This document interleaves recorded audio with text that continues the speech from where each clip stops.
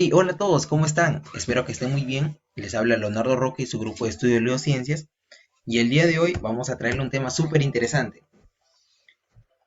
Tema de nomenclatura inorgánica. Un tema que me han pedido muchos de ustedes, que poco a poco va creciendo este canal y les agradezco muchísimo. Y pues este tema trata básicamente cómo dar nombre a un compuesto. Por ejemplo, me dan este compuesto que se llama hidróxido de litio, ¿no? En el examen, por ejemplo, o en una práctica calificada, me colocan LiOH. ¿Cómo se llama? ¿No? Entonces, básicamente, de una fórmula, darle el nombre, ¿no? Mira, acá tenemos varios compuestos, ¿no? El fosfato de calcio, ¿no? El óxido férrico, el ácido sulfúrico, el ácido nítrico. O como también me pueden dar nombres, ¿no? Permanganato de potasio. Me colocan en el examen y me dicen darle eh, o determinar su fórmula, ¿no? Entonces, este tema trata básicamente de esto, ¿sí? Pero para ello debemos recordar algo muy importante que es la tabla periódica. ¿Por qué? Porque voy a aprender a diferenciar qué compuestos son los metales, qué compuestos son los no metales, cuáles son los metaloides, cuáles son los gases nobles, ¿sí? Aunque los gases nobles no intervienen en la formación de compuestos, ¿no? Eh, es importante diferenciarlos. ¿Por qué? Porque en el examen, por ejemplo, les pueden colocar eh, estos gases nobles, ¿no? Que se llaman helio, neón, argón, criptón, xenón y radón, ¿no? Les pueden colocar óxido de helio, por ejemplo, y van a estar pensando cuál es el óxido de helio y obviamente no existe ese compuesto.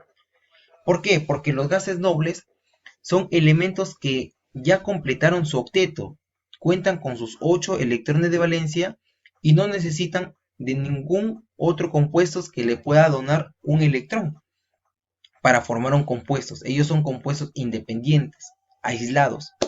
Es por eso que nunca van a escuchar, por ejemplo, un hidróxido de argón o un ácido de criptón, por ejemplo, ¿no? Me dejo entender. Entonces, los compuestos que intervienen acá, perdón, los elementos, son los metales, que en este caso son los de color celeste, los no metales, que son los compuestos de color azul, los metaloides, recordarán que los metaloides son elementos no metálicos de carácter metálico, ¿sí? Entonces por eso que se lo considera también un no metal, pero también es importante diferenciarlos, ¿bien? Entonces básicamente recordando esto, les voy a mostrar un esquema general que les prometo que si ustedes se aprenden este esquema, el tema de nomenclatura inorgánica le va a ser súper sencillo, súper papayita, como dicen, ¿no? Entonces, es importante saber de que la nomenclatura inorgánica cuenta con dos tipos de funciones, las funciones oxigenadas y las funciones hidrogenadas. Entonces, es muy sencillo de diferenciar. Las funciones oxigenadas está relacionada al oxígeno y la función hidrogenada relacionada al hidrógeno, ¿sí? Entonces, ¿qué elementos intervienen acá en ambas funciones? El no metal y el metal, ¿sí? Entonces, si se trata de funciones oxigenadas, tanto el no metal con el metal se va a relacionar con quién? Con el oxígeno. Y si se trata de función hidrogenada, el no metal y el metal se va a unir al hidrógeno. Entonces, nos vamos a enfocar básicamente en lo que es la función oxigenada. El no metal más el oxígeno se van a unir estos dos elementos y me va a formar un compuesto llamado óxido ácido o simplemente anhidrido, ¿sí? Y el metal, al unirse al oxígeno, ¿no? Va a formar un compuesto llamado óxido básico. ¿Ven la diferencia?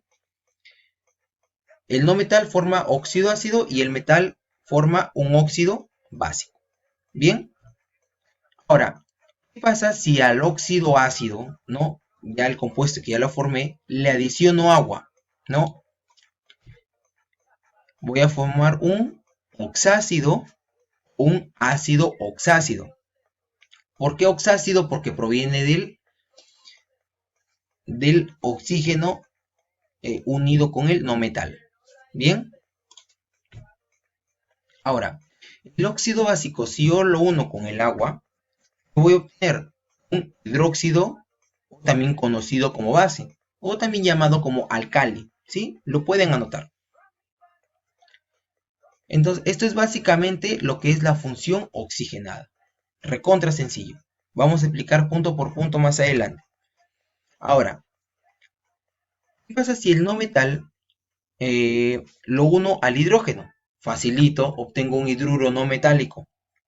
Pero ¿cuál es lo complicado acá?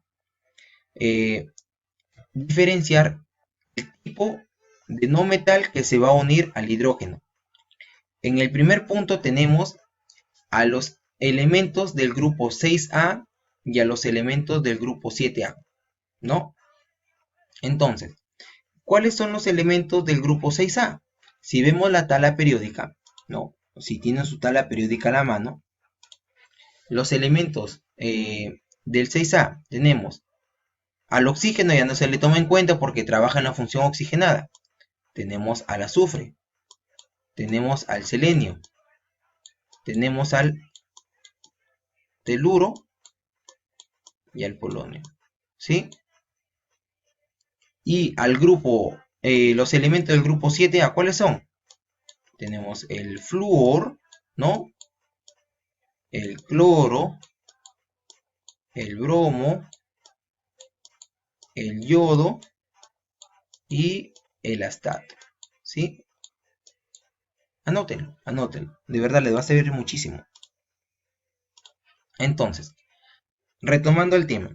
Si estos elementos se unen al hidrógeno, voy a obtener un ácido hidrácido o simplemente llamados hidrácidos, ¿sí?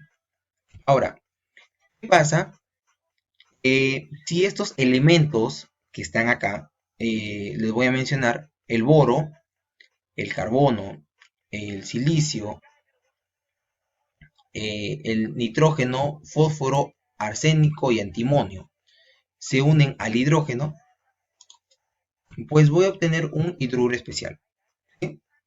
Listo. Terminamos con respecto a la unión de un no metal con el hidrógeno. Nos enfocamos a la unión del metal más el hidrógeno. Así que obtengo un hidruro metálico, nada más que complicarse, ¿sí? Ya vamos a un 80% del mapa. Ahora, habrán escuchado de la reacción de neutralización, ¿no? Para los chicos que están preparándose para la universidad, cuarto año, quinto año, ¿no? Capaz para lo de primer año, segundo año, aún no lo han escuchado, pero sé que lo van a entender. Si yo uno dos compuestos, que en este caso es el ácido oxácido más el hidróxido base, pues voy a obtener una sal. Fácil, reacción de neutralización. Ácido más base, voy a obtener que sal y me va a liberar agua. ¿Sí? Entonces, en este caso, ¿por qué se llama sal oxisal? Pues porque proviene de un ácido oxácido. Y el ácido oxácido ya sabemos que proviene de la unión de un no metal más un oxígeno más el agua. ¿Sí? Es por eso de que se llama sal oxisal. Ahora, ¿qué tipo de sal oxisal puedo obtener ahí? Un tipo de sal oxisal neutra, ¿no?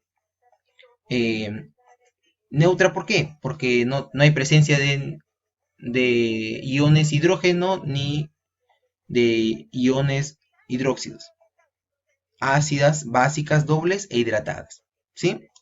Eso lo vamos a mencionar más adelante en la parte 2 de este video. Ahora, ¿qué pasa si yo uno un ácido hidrácido o simplemente hidrácido con un hidróxido base? También voy a obtener una sal, es una reacción de neutralización. Bien, pero en este caso voy a obtener una sal aloidea. ¿Por qué? Porque el ácido hidrácido proviene de la unión de un no metal más un hidrógeno. Fácil. Y también voy a obtener los mismos tipos de sales. Ahora vamos a enfocarnos básicamente en lo que es ejemplos para obtener un óxido ácido o un anhidrido y un óxido básico.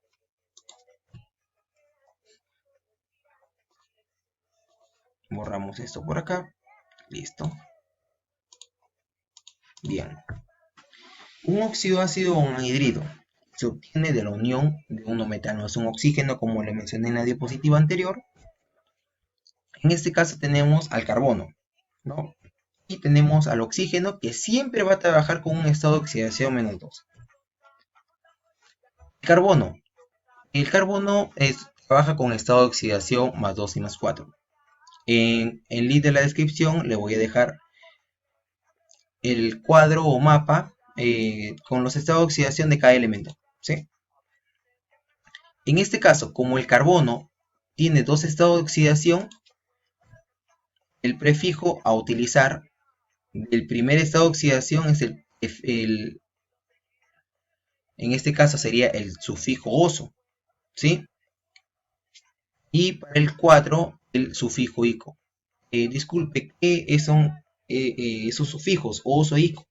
Pues va a servir para nombrar al compuesto final, ¿sí? Con el ejemplo lo vamos a entender mejor. Por acá tenemos el carbono, que va a trabajar con el primer estado de oxidación +2, y lo voy a unir ¿con quién? Con el oxígeno, que trabaja con estado de oxidación -2, siempre, ¿sí? Entonces lo vamos a cruzar en aspa. El 2 que está en la parte superior del carbono va a ir, a la parte inferior del oxígeno. Y lo que está en el oxígeno va a ir al carbono.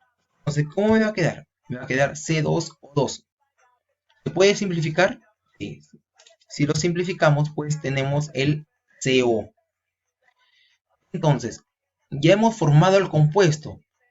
¿Qué nombre va a tener? Va a tener el nombre de óxido o anhidrido también. En este caso, óxido carbonoso. ¿Por qué carbonoso? Pues porque trabajó con el estado de oxidación +2. Por eso termina en oso.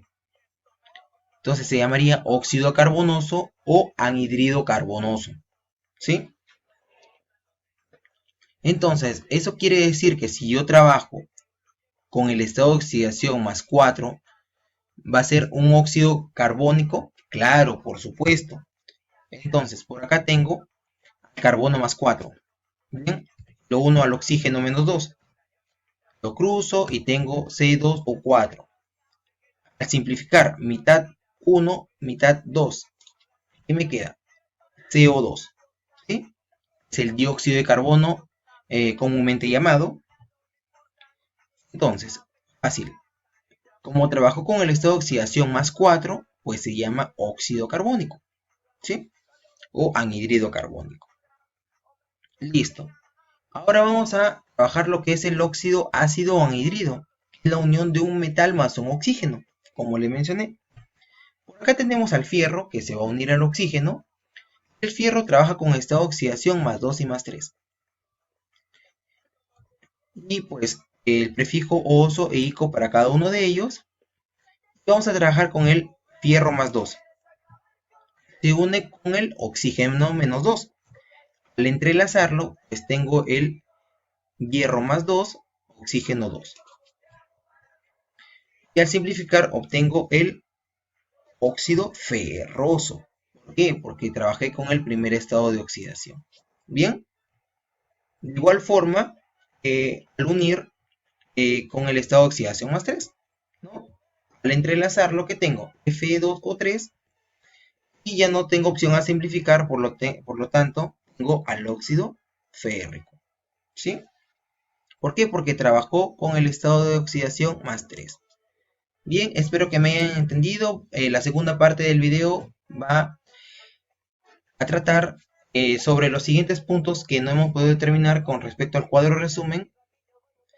Si se te dificulta la química, no debes buscarnos como tu profe Q Leo Ciencias y suscríbete al canal.